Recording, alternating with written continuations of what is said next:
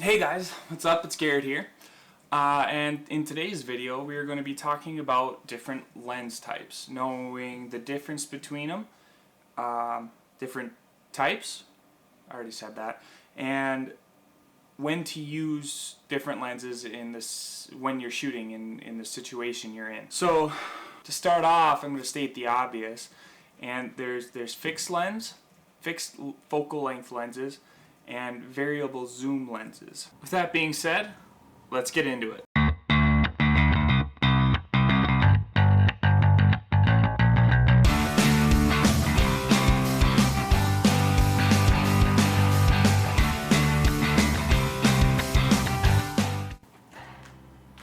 Standard lenses are lenses with a focal length that resembles the size of your image sensor. So for example, I use an FX format camera, which is the same size as a standard traditional 35mm camera. So standard lenses can be anywhere between 24mm to 50mm. These are going to give you the closest to what the human eye sees. So when you look through the viewfinder, it's going to look like what you're looking through your eyes without the viewfinder. Telephoto lenses are anything above standard, so bigger than standard, so anything with a focal length higher than 50mm. They can go as high as 1700mm, but those are pretty pricey lenses. The most common you see are usually up to about 800mm. I here have a 55 to 300 with an f/4.5, and then there are wide angle lenses. Also, some of them are known as fisheye lenses. These are lenses with a focal length under standard, so anything usually under a 24mm. Then you have wide angle lenses, which are anything under standard. The most common are anywhere between 6mm to 24mm. These give you a really big field of view. Standard lenses are good all-around lenses.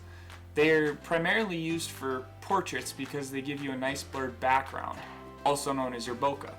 So right here I have a 50mm lens, fixed 50mm lens, and as you can see, let's see if I can get it to focus, that aperture can open up, allowing all that light in, which gives you that blurred background. Standard lenses aren't always fixed.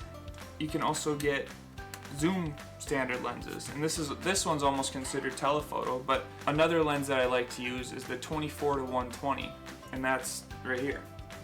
So with this one you can zoom, so that's 120 and this is 24. Now this one only has an f-stop can go as low as 4, which isn't a very big aperture, but let's see if I can show it here. So that's about as wide as it goes. Let's see if it looks any better on this side. Look at that. There it is. That's right. There it is. Right there. See?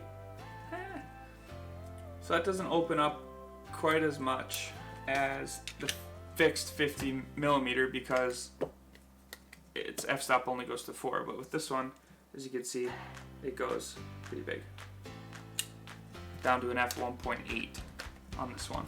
So the lens I have while I'm recording this video is the 50mm, and that's why I'm in focus, and it's changing quite a bit, but while I'm in focus, my background is pretty blurred. Now not all standard lenses are fixed. They have variable zoom, which can go anywhere from 18 to 120mm, almost like what this one does. And there are also telephoto lenses. So a telephoto lens is anything above a standard lens, so anything above 50mm usually. There are two pretty common ones used for portrait photography, which are the fixed 85mm f1.4, which is the next lens I hope to get. It'll be great for weddings.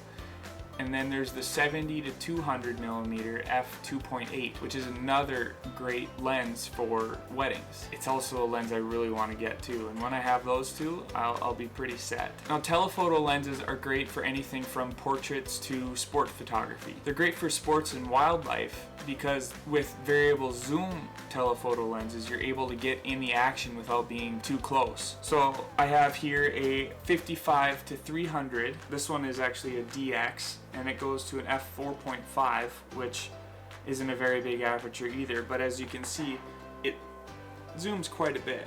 I mean, that doesn't look like a lot, but it's pretty far. When I was in college, this was the lens I used when I was taking pictures of the NDSU football games. It allowed me to zoom in on the players without being close, because obviously you can't get on the field in the middle of the play, so you had to use a telephoto lens in order to get the pictures you wanted. Now, the last lens I'm going to talk about is the wide-angle lens. And the wide-angle lens is primarily used for landscape photography because you can get a wider field of view with it. You can also use it for other things, but you really got to be careful with it because the glass on the front side of the lens, I don't know if I'll be able to show it really well here, but it's pretty rounded, so that gives you a wider field of view. Now, this one is the new Nikon 10 to 20 millimeter. I use this pretty much every day when I'm taking my pictures. You can see those pictures on my Instagram account at GMBPD. I'll put that right here. But this one, so right now it's at 20 millimeter, and then it zooms out to a, right now it's at 20 millimeter, and then this zooms out to a 10 millimeter, which gives us a wider angle. With wide angle lenses, they can, the most common used is a 16 to 35 millimeter, and the lower the number, the millimeter, the wider angle you get. So an 8 millimeter fisheye lens is gonna give you a 180 degree field of view. The 16 to 35 millimeter lens that I just talked about most commonly has an f-stop of 2.8, which is irrelevant, I guess. So, yeah. If I had to pick out of the lenses which one was my favorite, I guess I would have to go with two of them, because the most common one I use right now is the Nikon 10 to 20 millimeter for my wide angle. I like to take a lot of pictures of buildings, old buildings, abandoned buildings mainly. And then my other favorite one, I guess, would be the 50 millimeter, which I like to use for when I do weddings. It just gives that really nice blurred background for portraits, and it seems to work really well. The lenses I talked about today are just a few of the many that are out there. There are many different lenses out there for many different situations, and I'm hoping with this video I was able to give you a good enough background on to know what lenses to use in which situations. Knowing what lenses to use in which situations gives you a better photo. For example, if you were to take a portrait with a wide angle lens, you have to make sure that you are straight on with that portrait, otherwise you can distort the person's head. So if you looked up, if it was angled up slightly, you would get a